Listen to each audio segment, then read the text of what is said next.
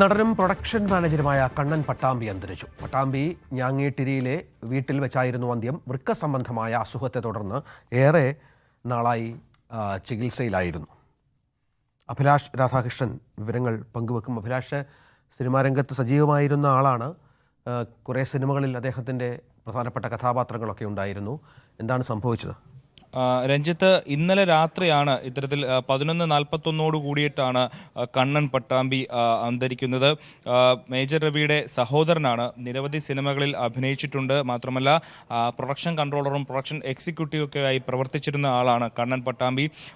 നിരവധി പ്രമുഖ ചിത്രങ്ങളിൽ വേഷമിട്ടിരുന്നു. പുലിമുരുകൻ, ഒടിയൻ, കീർത്തിചക്ര തുടങ്ങിയ ചിത്രങ്ങളിൽ അഭിനയിച്ച കണ്ണൻ പട്ടാമ്പി ഷാജി കൈലാസ്, സന്തോഷ് ശിവൻ തുടങ്ങിയിട്ടുള്ള പ്രമുഖരായിട്ടുള്ള സംവിധായകർക്കൊപ്പം പ്രവർത്തിച്ചു.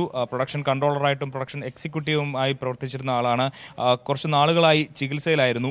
ഇന്നലെ രാത്രി ആണ് അന്ത്യം. ഇന്ന് വൈകിട്ട് 4 മണിക്ക് പട്ടാമ്പി ഞാങ്ങാട്ടിരിയിലെ വീട്ടിൽ ആണ് സംസ്കാര ചടങ്ങുകൾ നടക്കുക.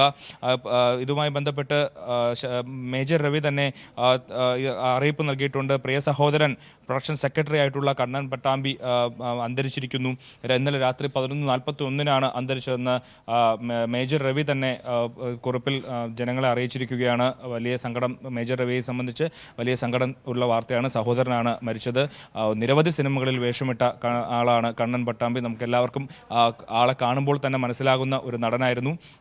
പുലിമുരുകനും കീർത്തിചക്ര തുടങ്ങിയിട്ടുള്ള സിനിമകളിലെല്ലാം പട്ടാളക്കാരനായിട്ടൊക്കെ വേഷമിട്ടിരുന്ന ആളാണ്. പുലിമുരുകനിലുണ്ടായിരുന്നു.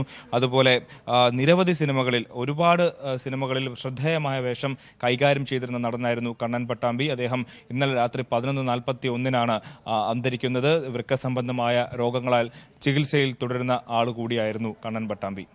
അഭിലാഷാണ് വിവരങ്ങൾ പങ്കുവച്ചത്.